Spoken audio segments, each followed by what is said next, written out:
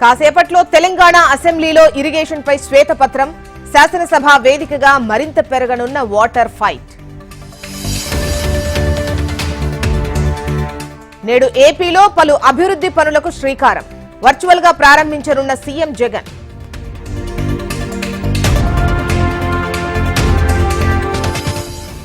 నేడు ఉమ్మడి విజయనగరం జిల్లాలో లోకేష్ శంఖారావం, పార్వతీపురం, సాలూరు, బొబ్బిలి నియోజకవర్గాల్లో బహిరంగ సభలు. జనసేనాని పవన్ భీమవరం టూర్ రద్దు, హెలిప్యాడ్ అనుమతులు నిరాకరించిన ప్రభుత్వం.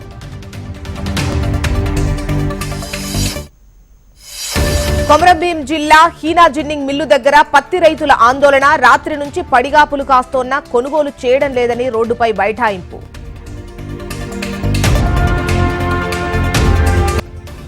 ప్రకాశం జిల్లాలో కల్తీ పాల తయారీపై విజిలెన్స్ దాడులు, భారీగా ముడిసరుకు స్వాధీనం.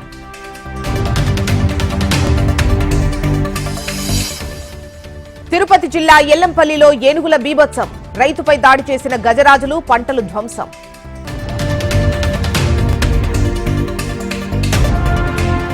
గవర్నర్ కోట ఎమ్మెల్సీల పిటిషన్పై నేడు హైకోర్టు తీర్పు, కోదండరాం, అమీర్ అలీ ఖాన్ ప్రమాణ స్వీకారంపై క్లారిటీ.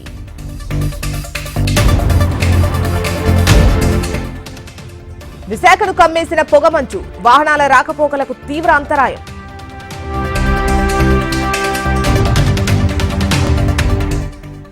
ఆదిలాబాద్ జిల్లాలో పెరుగుతోన్న ఉష్ణోగ్రతలు, 3 రోజుల కిందటే మారిన వాతావరణ పరిస్థితులు. తిరుమలలో భక్తుల రద్దీ సాధారణం, శ్రీవారి సర్వదర్శనానికి 12 గంటల సమయం. ఎల్లుండి శ్రీవారి ఆలయంలో రథసప్తమి వేడుకలు, ఒకే రోజు సప్త వాహనాలపై మలయప్ప స్వామి దర్శనం.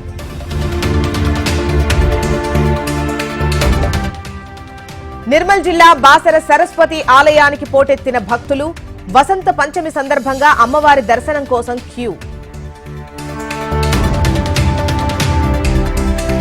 నేటి నుంచి మేడారం మహాజాతర ప్రత్యేక పూజలు, ఆదివాసీ సంస్కృతి సాంప్రదాయాలతో వేడుకలు.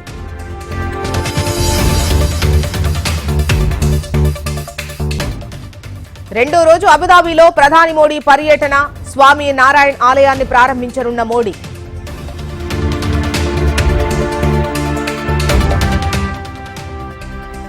రూఫ్ టాప్ సోలార్ పథకాన్ని ప్రారంభించిన కేంద్రం, పీఎం సూర్యఘర్ ముఫ్త్ బిజిలీ పేరుతో పథకం.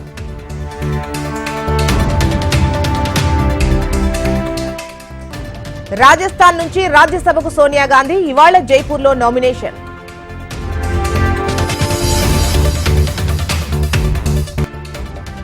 పాకిస్తాన్ కొత్త ప్రధానిగా మళ్లీ షెహబాజ్ షరీఫ్, ప్రభుత్వ ఏర్పాటులో కీలక నిర్ణయం తీసుకున్న నవాజ్.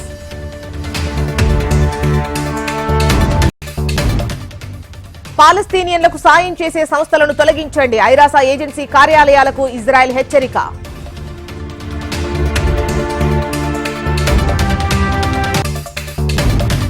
జెమినీ ఏఐ వాడకంపై యూజర్లకు గూగుల్ కీలక సూచన, వ్యక్తిగత వివరాలు అందించొద్దని హెచ్చరిక.